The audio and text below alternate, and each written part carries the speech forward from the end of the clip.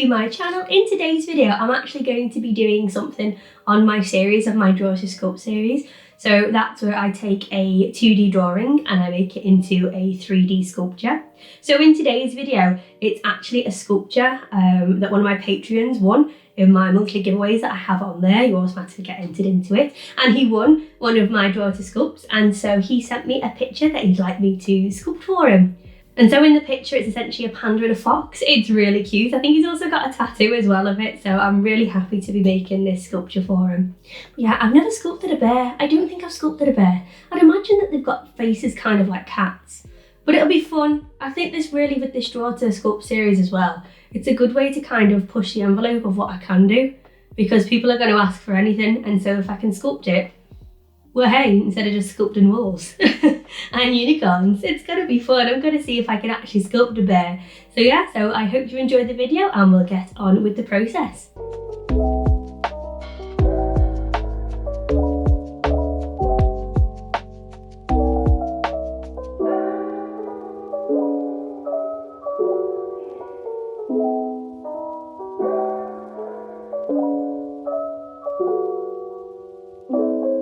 To start off with the panda, I just use Fimo Soft in white, and I put it through my pasta machine on quite a thin setting, and I do this on the first layer. I just cover the masking tape.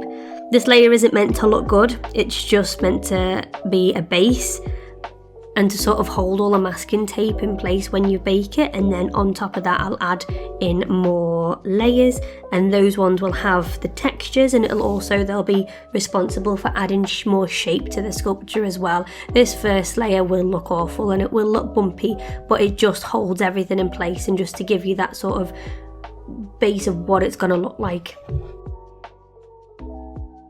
For the fur, I use a bale tool and I make little strokes in the direction that the fur goes. Again, there's no sort of trick I can tell you on how to do this. You just sort of etch in where the fur is. For short fur, it's just very little strokes that you want to do.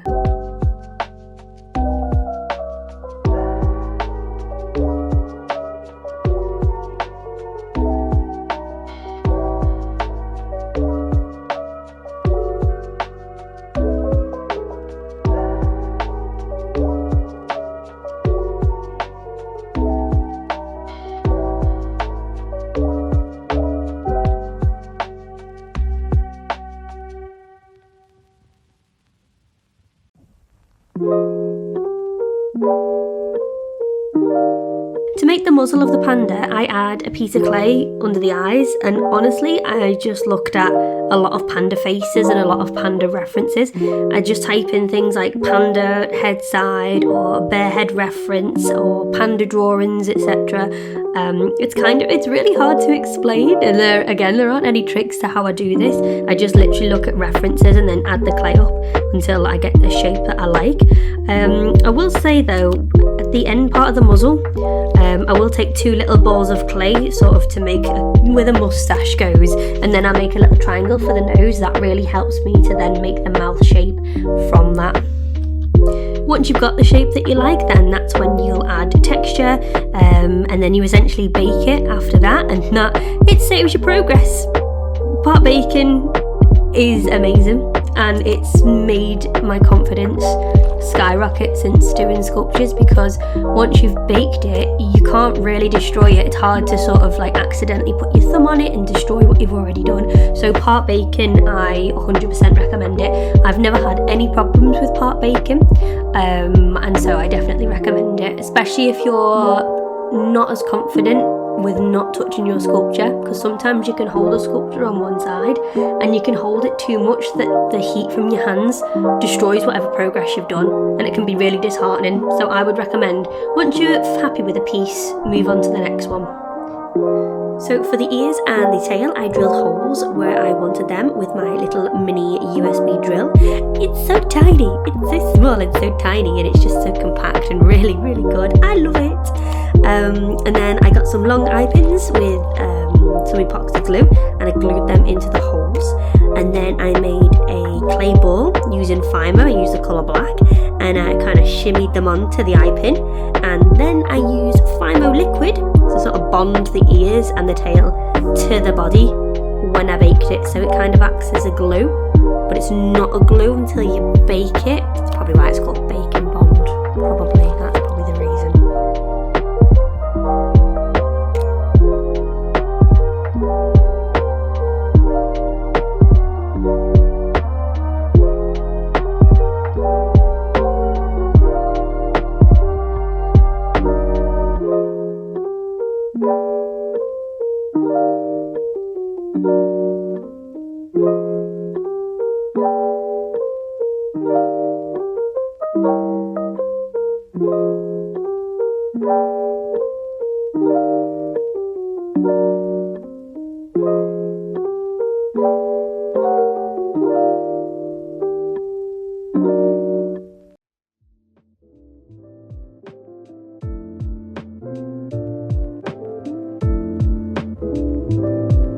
So now the panda is all done, and so now it's on to the fox.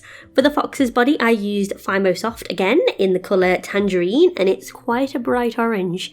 If this was a realistic fox, I probably wouldn't use this colour, but it is a very bright orange. So the same with the panda and all my other sculptures. I first made a very thin layer of clay. It was all bumpy, but I baked that so that it was a good base for me to start building up on my clay.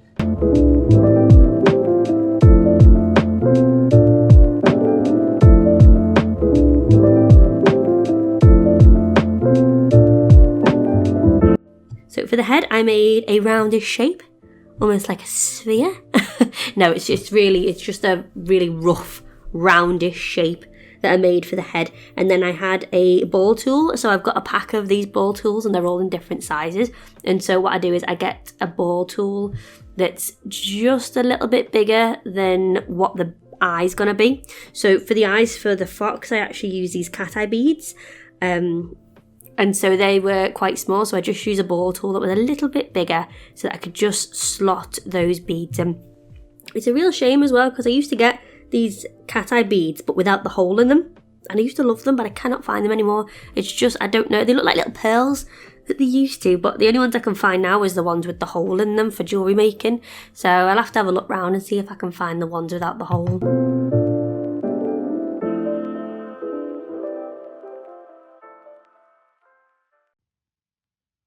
So the head shape is the same as the panda, so I look at pictures of foxes and then I build it up. Sometimes I can break down a reference head into simple shapes, and that helps a little bit to sort of just whack on a little bit of clay in that kind of shape, and then you build it up from there.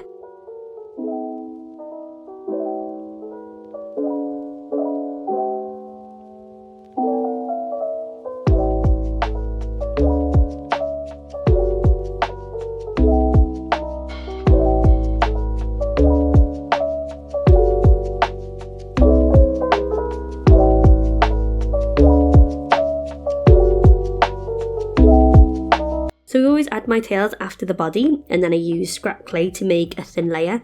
Luckily I had a bit of orange scrap clay, so I didn't need to paint it, I only needed to paint the white tip of the tail.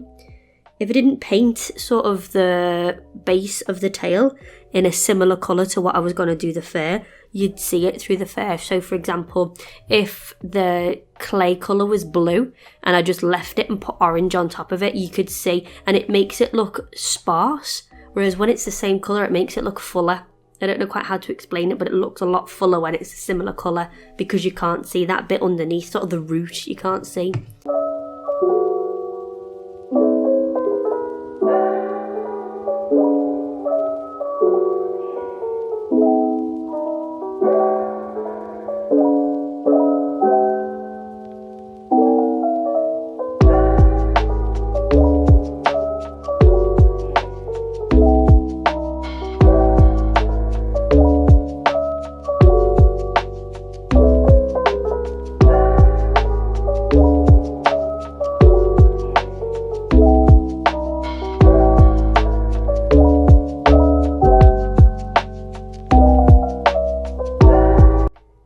The tail does take a bit of time, but I love doing them. This is like my favourite part. This is why I do foxes and wolves all the time, because I absolutely love doing these types of tails. So I make each bit of fur and stick them on using Fimo liquid. The only problem is that this makes the sculpture really heavy. So if I didn't have the tails, my sculptures would be quite light, but the amount of clay that are on those tails, and you've also got to reinforce the tail into the body, otherwise it will snap off very easily because it is so heavy and full of clay.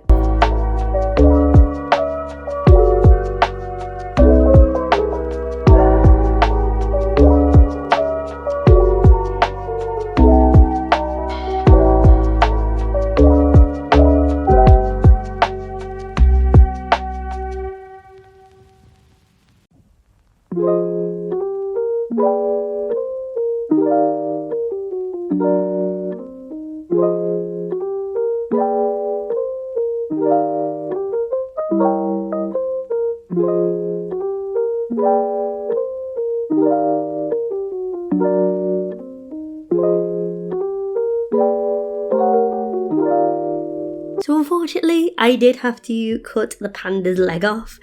I wanted the fox to be flush, and the only way it could be flush with the panda is if I amputated that leg. So I am sorry. I used a saw and pliers and I destroyed that leg.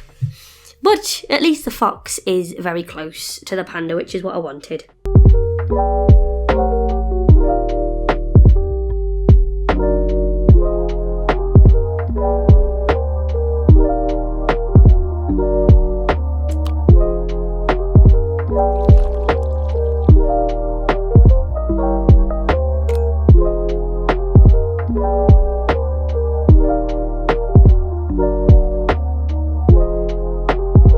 So for the vase, I bought an MDF round plinth from eBay. It's quite cheap. I think it was something like £3 something or £4, depending on what size that you want. And then I painted it green with acrylics, and then I used Mod Podge to add the glitter on the top. And how amazing is this shaker? I found this massive shaker for £1.99 in B&M. What an absolute bargain. Have you seen the size of it? Glitter is so expensive, and yet I found this for like £2. Amazing.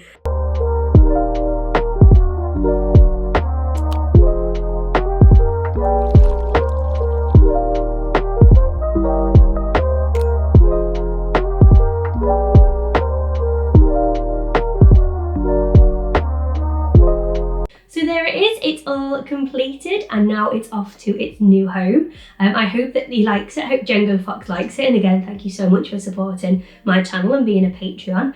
I hope you don't mind the panda's leg being torn off. I didn't know how to put them together without, his leg.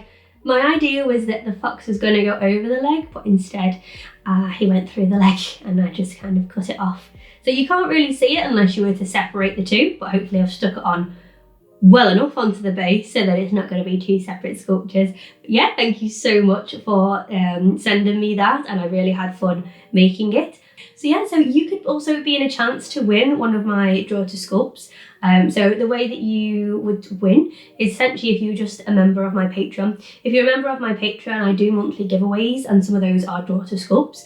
And so that's a way that you can win. I also have social media. Sometimes I'll have giveaways on there as well if you're interested. And I do also have my Etsy as well. Also, if you have a design that you want me to take a look at, you're more than welcome to DM me and send me them in, and I'll see if I can make it into a sculpture for you. So yeah, so I hope you enjoyed this sculpting video, and I hope to see you in the next one. Bye bye guys!